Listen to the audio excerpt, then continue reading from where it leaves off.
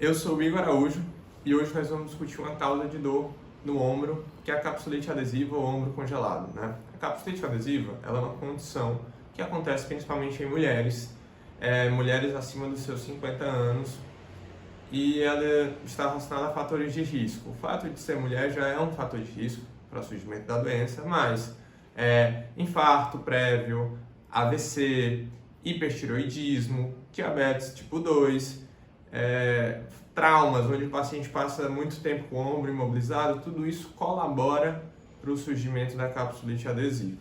A capsulite adesiva é uma doença benigna, né? Ela vai ser autolimitada. Se você tratar ou não, o paciente acaba que vai melhorar na maioria das vezes, mas também existe benefício no tratamento ou não. Falando um pouco sobre as fases da doença, a doença ela se divide em 3 fases, né? A primeira fase, que é uma fase mais marcante, onde o paciente vai ter uma dor.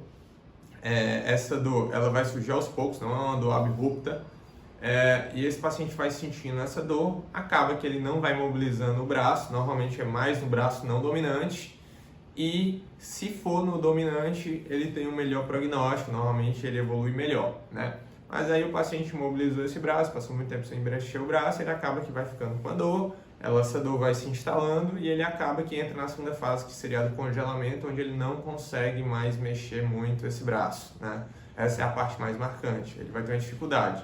Seja mexer o braço por conta própria, que seria um movimento ativo, seja mexer o braço de maneira passiva, que é quando o médico ou alguém, fisioterapeuta, vai tentar mexer o braço e o paciente não tem esse grande arco de movimento, né? O arco de movimento está diminuído. E aí a terceira fase é a fase do descongelamento, onde o paciente já começa a ter uma melhora do ganho de movimento, uma melhora da dor e acaba que vai melhorar da doença, né? Essa doença às vezes ela dura 18 meses, que seria aí 1 ano e meio, 2 anos, até mais do que isso, vai depender de cada um.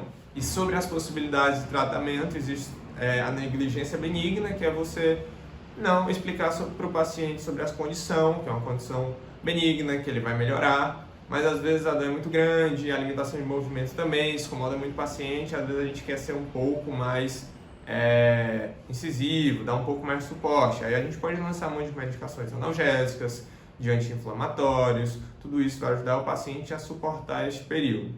Caso seja muito significante, o paciente também esteja achando muito ruim, muita queixa, muita dor, muita limitação, a gente pode lançar um monte de procedimentos cirúrgicos, são procedimentos relativamente simples, onde você leva o paciente para o centro cirúrgico, faz uma anestesia e vai mobilizar esse braço dele, que seria uma manipulação, né? Isso, quando você faz, você vai liberando o arco de movimento do paciente, existe uma sequência de liberação, e aí acaba que muitos pacientes melhoram. Outra possibilidade é fazer uma artroscopia, limpar um pouco essa articulação, remover um pouco dos ligamentos que estão e as contraturas, fazer umas liberações e o paciente consegue mexer melhor esse braço.